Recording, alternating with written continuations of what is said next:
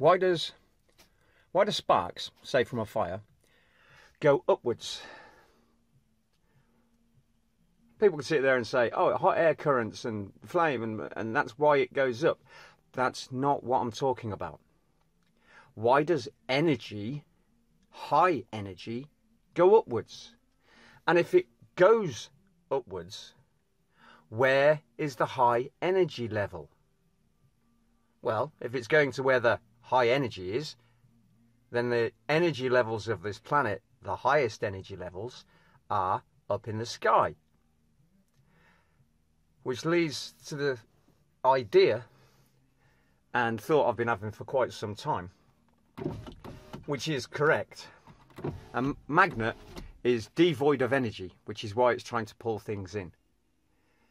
So as we go higher, you get less matter.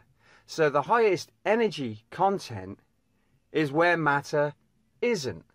And if every atom is a magnet, then every atom, as I've said that matter has no intrinsic energy properties. If every atom is a magnet, and every atom magnet is devoid of energy, so it's pulling energy and matter in, then space is a sea of energy with lumps of dead matter being energized by that higher energy. So a sun, again, is a magnet for energy and matter, because all magnets are devoid of energy. So all matter, even though it's a magnet, is devoid of energy, which is why we need food and heat, so that the matter doesn't fall to pieces. So when God says there are the waters above and the waters below, when he talks of living water, that's energy, electricity. That's what God will give us, living water, which is electricity. So if you have the waters above and the waters below, and there's a dividing separation of an energy barrier, then space has a sea of energy, and we are devoid of energy.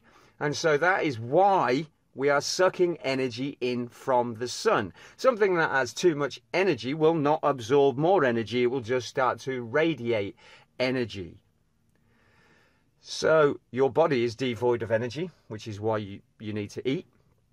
The sun is devoid of energy, which is why it's giving out light and heat, because it's pulling in energy, which energizes the matter, which then gives off radiation. So the sea above is energy, and the sea below is energy. As above, so below. But if energy rises, then the highest energy content must be above. And we have a regulating system where energy arcs to ground, lightning strikes, where it's trying to equalize. So if our atmosphere suddenly becomes electrified, it's because there's more energy outside suddenly. And so the energy has to try and equalize with the planet. And that's what I've said about Revelation, is that when the sun goes dark, coronal holes is basically what the sun will be. One giant coronal black hole. Not a black hole, but it will look black. And the coronal hole will actually cover the entire sun, and the sun will go out due to the coronal hole exposure, whatever it is. But basically, the sun's going to go out. Then this planet will be even more devoid of energy. So when the sun relights 3 days later, as God says, we will be bombarded with energy. And because we are low energy, that energy will cascade in and destroy most of the surface of the planet, as is written by Revelation. So, energy rises because there's more energy up there. If energy rises, that's because it's at a higher energy content than the planet's surface, and so it must equalize by sending energy upwards. And as above, so below. Space is not a vacuum, so to speak. It may well be devoid of a lot of matter, but it is an energy sea, which is why we gain energy. We are a bubble of energy floating in a sea of energy. So the waters above doesn't mean water, and the waters below don't mean water, because we've got space in between. So it cannot be the waters above, let there be a dividing line of the waters below, because we've got 20 to 100 miles of empty air. before we reach the sea above. So it would be incorrect to say that space is water and that there's water below, because otherwise it would be solid water. But to say that there was a sea of energy above and a sea of energy below means that matter can move within the energy field. So we live in a universe which is a sea of energy, and within that sea of energy there are points of matter that are held in place by electromagnetism and electricity, which are pulling in energy from the sea that they are within. The same as we are pulling in energy from the air and from food.